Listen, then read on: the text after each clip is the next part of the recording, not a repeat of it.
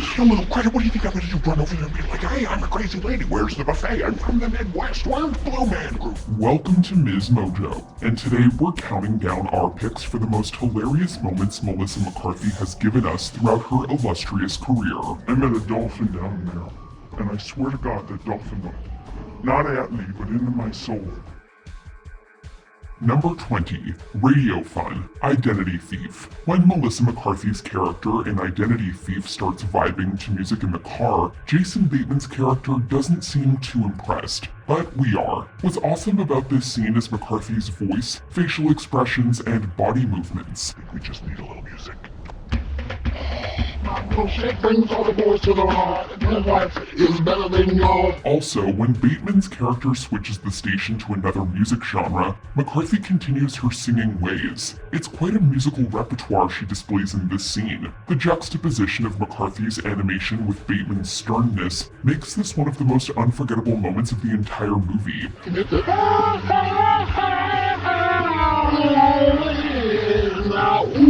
Plus, for those who feel embarrassed to sing with others in the car, perhaps this scene can inspire you. Number 19. The Hand Towel. Spy. At a 5-star restaurant, one can certainly expect fancy dishes. For someone who doesn't tend to eat at these kinds of places, it's even possible that they'll find something they've never seen before. Well, that's seemingly what happens to McCarthy's character in Spy. When the waiter pours water on a couple of white circular objects, they rise, appearing marshmallow-like. So McCarthy gobbles one up. Just cleansing my palate. Jeez, you have to take me to such a dump?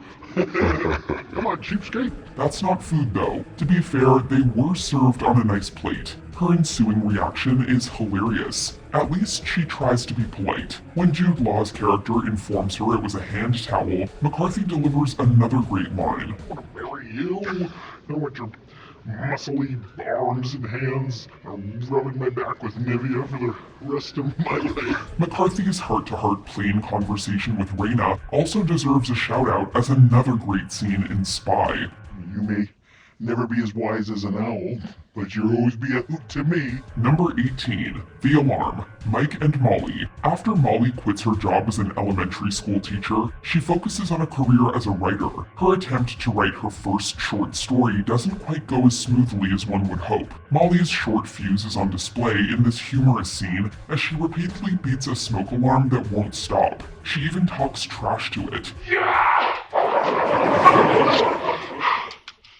There was blood. Finally, just when she thinks she's eliminated the sound, another alarm in a different room goes off. This is when the scene escalates to even funnier levels, as Molly angrily searches for the source with a broom in her hand and yells at the inanimate object. See what you did? Number 17. The Marbles Video Blog. During the mid-2000s, McCarthy unveiled a web persona by the name of Marbles Hargrove. This alter ego of sorts exhibited McCarthy's incredible improv skills. The facial expressions, wardrobe, accent, hand motions, and generally arbitrary discussion lend themselves to a silly yet highly entertaining piece of YouTube content. Lots of questions regarding how can I eat my favorite dishes and do it safely. Bottom line, scientifically, speaking, you can't. It might also have generated a good deal of Melissa McCarthy fans before she began appearing in multiple well-known movies. In this video, Marbles analyzes the safety hazards of food as she holds a soft-shell taco. Her ensuing life and eating advice comically counters her previous explanation. I'm loaded with the E. coli virus, so keep that in mind, choose wisely. And good eating. Don't live your life by fear. Number 16. Drunk Suki, Gilmore Girls. McCarthy's first major television role came in the early 2000s as a cast member of Gilmore Girls. Her character, Suki St. James, is a chef and best friend of Lorelai Gilmore. Her bubbly and somewhat eccentric personality shines on many occasions, including in this Thanksgiving scene. Hi there! You okay? This tastes good. Yeah, it looks like they're deep frying everything. Huh. Vegetables, mashed potatoes, butter, pickles, salt. Being the gourmet chef that she is, she gets so irritated by Jackson's undesired turkey preparation demands that she turns to drinking and ends up getting wasted. The way she enunciates her words and laughs during this conversation with Lorelai and Rory makes it hard for us viewers not to laugh. McCarthy absolutely nails this scene. We should get going. You gonna be okay? I'm Suki. Yeah, I know. But you're gonna be okay, right? You'll go to bed soon. Unless they deep fried it. I'm sure they haven't. Number 15. Cassie meets Allan. The Hangover Part 3. When Allan and his Wolfpack buddies enter a pawn shop in Vegas, standing at the counter is Melissa McCarthy's character Cassie. This sets up a funny and rather peculiar flirtation. First, Allan and Cassie connect by disrespectfully yet hilariously teaming up on Cassie's mom. If you don't reverse that right now, there's gonna be hell to pay.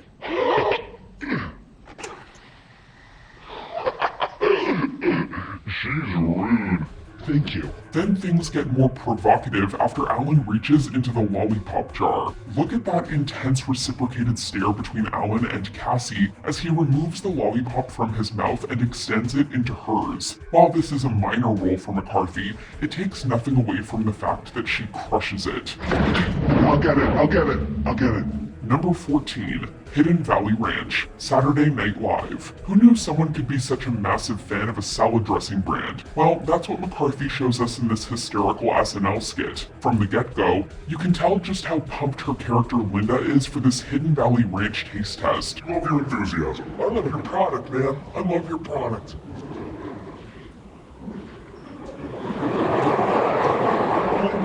Her excessively enthusiastic and ridiculous comments cause the others in the room to become more and more uncomfortable as the taste tests continue. Linda really wants to win that cash. The tipping point of this amazing comedic performance is when she goes for the entire bottle.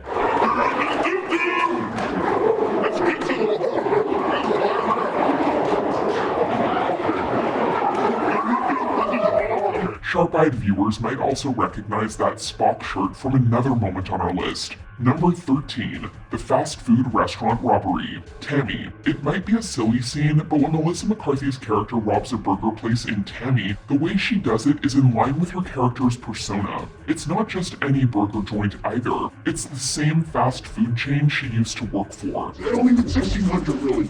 You don't want all of it? No, just 1,600. My grandma's still got 1,400. Just make it 1,650. Round up. Her first couple of attempts at hopping over the counter don't quite go as planned. With a brown bag over her head and a bag that's a pretend weapon over her arm, Tammy is insistent that her demands be met. That's your finger again. Is it? Is that just my finger? I'm not sure. Is it? Shut up! I would, for your own sake, don't get sassy. What really makes the humor sizzle in this scene is her failed attempt to be intimidating. After Larry offers Tammy apple pies and they exchange salutes, she struggles to lock the door to cap off her not-so-terrifying robbery. Number 12. Ordering at the diner. Identity thief. Not only is the diner scene in this movie an exemplary display of McCarthy's acting abilities, but it's also extremely funny. As she gets into an argument with her fake husband Sandy about what she can and can't eat, the waitress gets caught in the middle. Wouldn't want to be her at that moment. I asked you to eat less food. What is wrong with you? This is a beautiful woman. You let her eat. Diana, McCarthy's character, delivers several awesome lines during this interaction. This includes fabricating an accident that Sandy supposedly suffered and insinuating that she eats a lot because of what's happened to Sandy. Diana pours out her emotions as she tells this arbitrary lie. He wants to be Sandy love. Don't you want to be Sandy love? I know you do, but he can't. He's been too soon. He can't lay with me like a husband should. Knowing the character's actual relationship at this point in the movie makes this a classic moment. Number 11. Outside the Lines. Saturday Night Live. In 2013, former Rutgers men's basketball coach Mike Rice Jr. was fired for his inexcusable behavior toward his players. Not too long after, in 2014, Melissa McCarthy played a similarly cruel basketball coach named Sheila Kelly in an SNL skit. Unsurprisingly, she absolutely killed it. Put it through that hole and I won't hit you with the bat. Even forcing the players to serve her meals.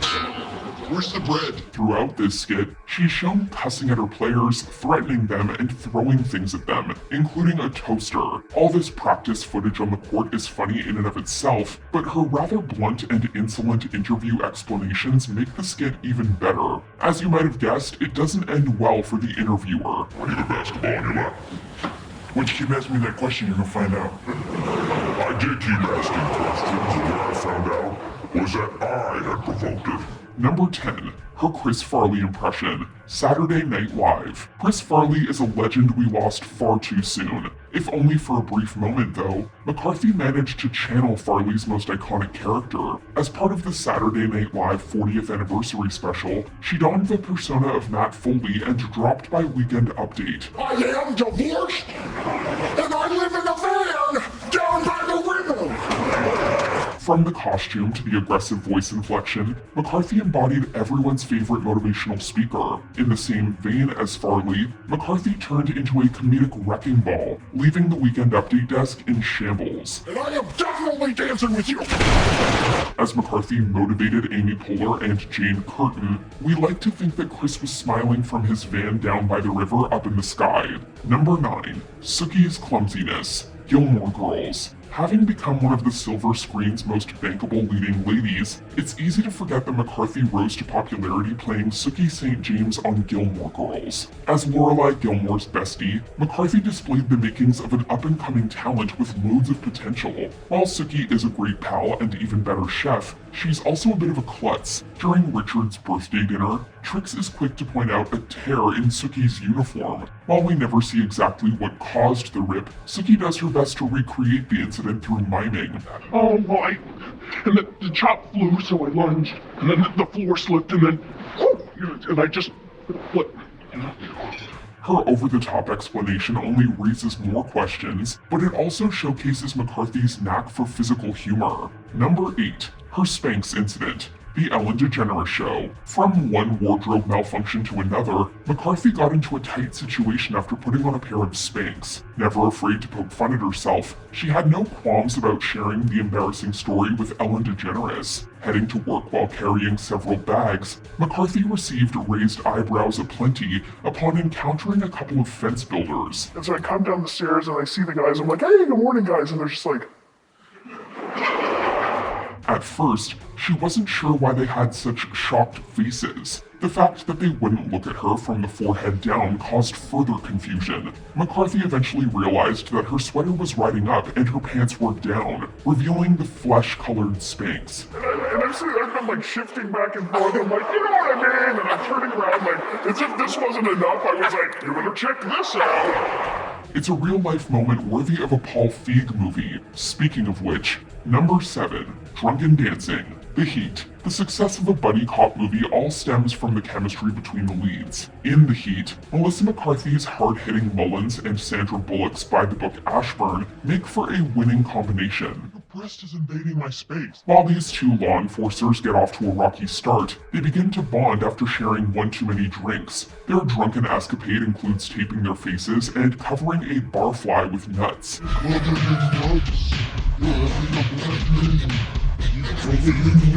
Of course, the highlight is a dance sequence, which sparks a striptease and a conga line. In the midst of the frenzy, however, there's still a little room for slow dancing. And what better way to cap off their wild night than with a toast?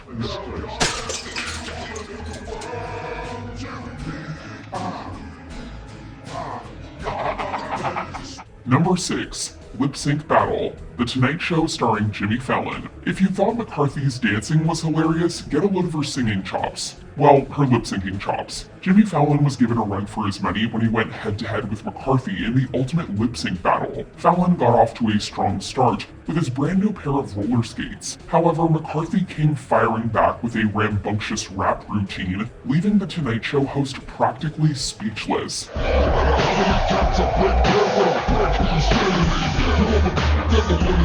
Jimmy stepped it up in round 2 as he got passionate with a pillow. Yet nothing could top McCarthy's Colors of the Wind finale, complete with a forest background and a series of props flying at her.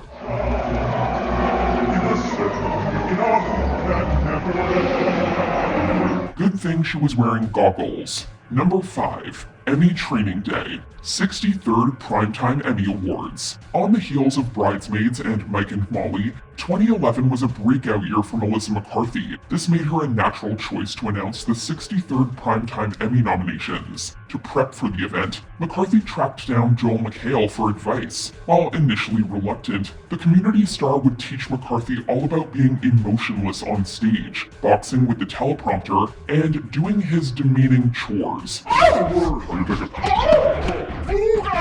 on, get her. I can't try him! Get her. It made for an unforgettable training montage, even if McHale couldn't remember any of McCarthy's previous screen credits. Coincidentally, McCarthy's own name was announced on Emmy nominations morning, which would translate into a win for Outstanding Lead Actress in a Comedy Series. Number 4. The Principal's Office. This is 40. When young Sadie is tormented online, her mother tells off the boy who has been upsetting her daughter. Her father only makes matters worse after confronting the boy's mother, Catherine, played by McCarthy. As Debbie and Pete plead innocent to the principal, Catherine is unable to hold back a tirade of insults, threats, and foul language, dissing the principal in the process. This is why everybody hates you, Jill.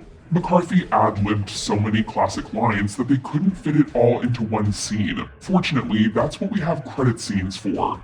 Probably, I'm gonna start with Karen Carpenter's head, I'm gonna rip her head off, and I'm gonna drink her blood. And then I'm gonna come back and light you on fire.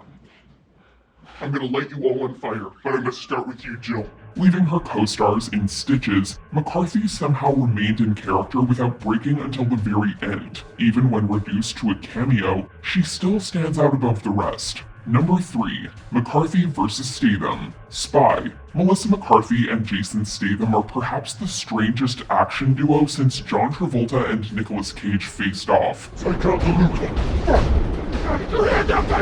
It totally works, however, as McCarthy becomes an unlikely super spy, and Statham satirizes his tough guy image. McCarthy plays Susan Cooper, a CIA analyst who goes from a comfy desk job to the line of duty. Statham's Rick Ford feels that Susan isn't well suited for this mission, prompting him to list off his laundry list of badass credentials. I drove a car off a freeway on top of a train while it was on fire. Although Ford talks big, Susan isn't afraid to call him out and stand up for herself. Aside from being equally hysterical, both characters prove themselves to be gifted in the field and in bed. Stop screaming, you loved it. Number 2. Sean Spicer, Saturday Night Live. During his time as White House press secretary, Sean Spicer was frequently criticized for making false statements and maintaining an all-around hostile attitude. So Melissa McCarthy pulled no punches when she impersonated the political aide on SNL. Begin today by apologizing on behalf of you to me. Arguably even more brutal than Alec Baldwin's take on President Trump, McCarthy portrayed Spicer as hot-headed and impulsive, never afraid to break out a fire extinguisher or super soaker. McCarthy's version of Spicer even managed to be intimidating while wearing a bunny suit. It would be really great if the nitpickers could try to see the big picture and didn't solely focus on every little slur and lie I say. Many Americans were relieved when Spicer resigned from his position, but we hope McCarthy brings back her uproarious impression of him. Are you okay?